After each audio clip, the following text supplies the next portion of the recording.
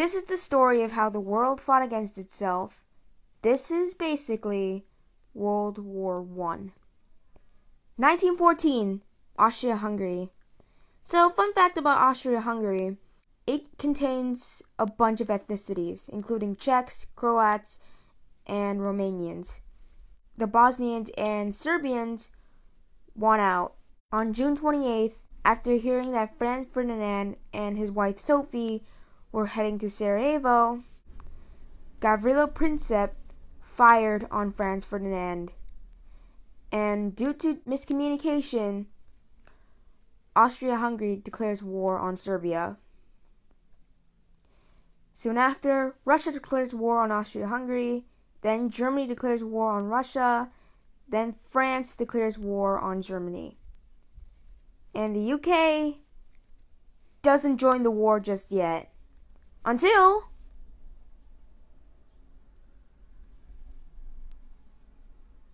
oh, hell no! So yeah, the UK declares war on Germany after the Germans invaded Belgium. But the Germans didn't really care about Belgium. What they cared about was invading France. You see, Germany had a plan before the war began. The Schlieffen Plan, which was to basically invade France, then invade Russia, and hopefully Austria-Hungary invade Serbia.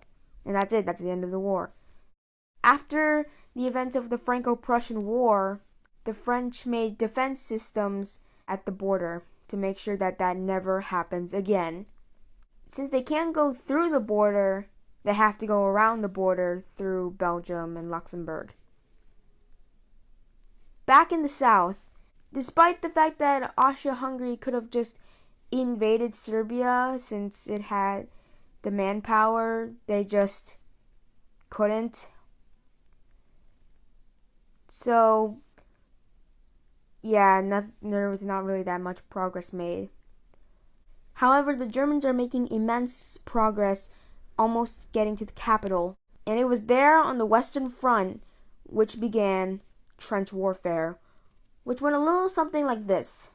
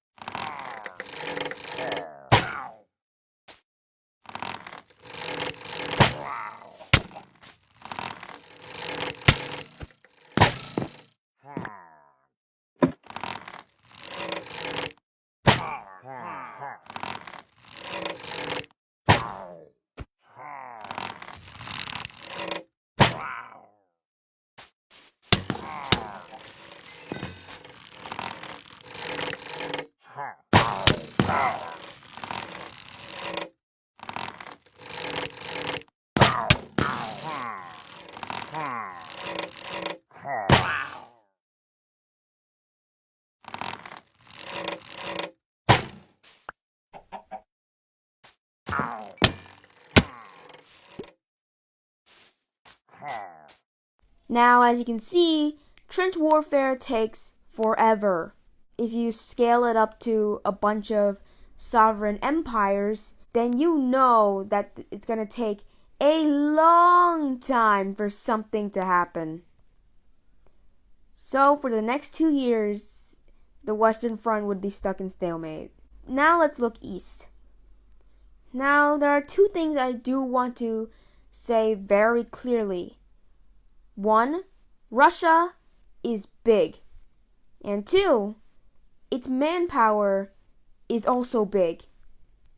So to get every Russian troop from every military base in Russia to the German border, you need a lot of time.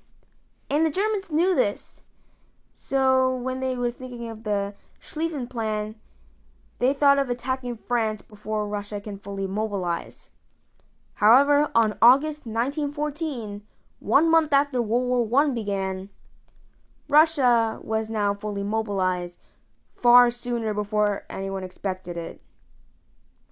So now the Germans had to send some of its troops to Russia to deal with this. Hey Austria, can you invade Russia while I mobilize? Sure.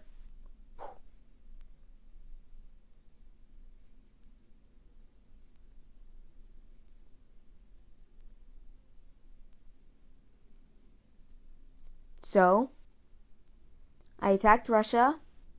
Uh-huh. And I'm being invaded.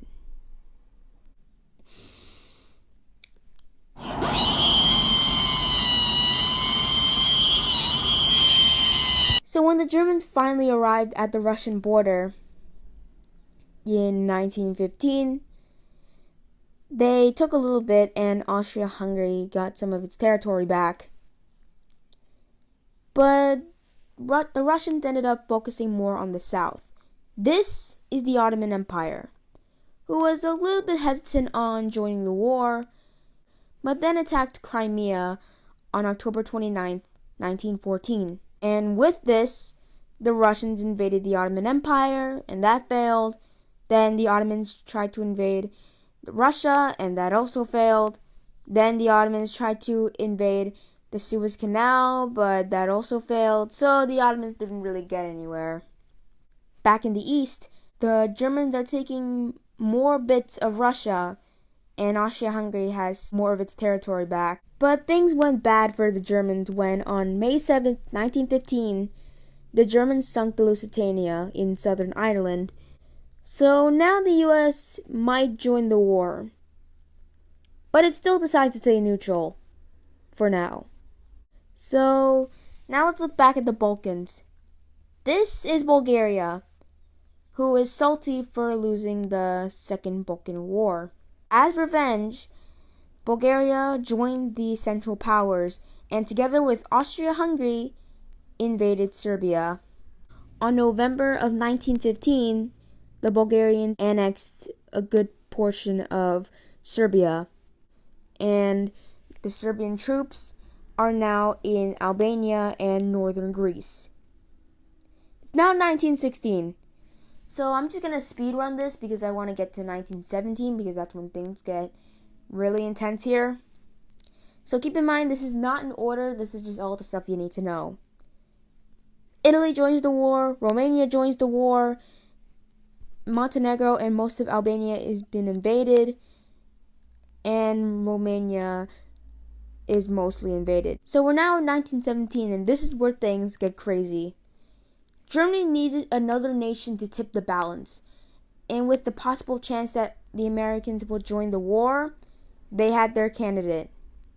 Mexico! Because Mexico is totally not in a civil war right now, and the Mexicans can surely defeat the Americans. Right? If you didn't notice my sarcasm, the plan was a complete disaster. The message ended up being intercepted by the British. The British showed the message to the Americans. The United States declared war on Germany. Now let's look back at Russia again. Let's see how it is, and oh my god, there's a revolution. Wait. I know you're expecting me to talk about the Russian Revolution, but I just want to say that, first of all, Lenin is in Switzerland right now, and also, I could just make a whole video talking about the Russian Revolution because it's a very complicated subject, and it's definitely something for another day. Let me just simplify this. After the monarchy was overthrown in March of 1917, the rebels formed the Russian Republic. But after some tension, the Russian Republic was taken over by the Bolsheviks, and thus began the Union of Soviet Socialist Republics, also known as the Soviet Union. But during all of this, Russia ended up having to back out of the war and surrender to the Germans in order to focus more on their internal problems. So now all Germany needed to do was focus on the French, the British, and the Italians before the Americans can arrive.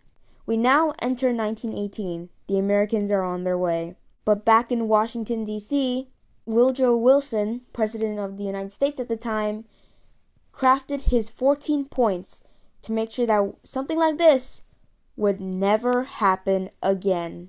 Here's a link if you want to learn more about it and what those points actually say. So anyway, although Germany made some punches, it was no use. When fall arrived, each nation began to surrender. On September 30th, Bulgaria surrendered. On October 30th, the Ottomans surrendered. On November 3rd, the Austro-Hungarians surrendered.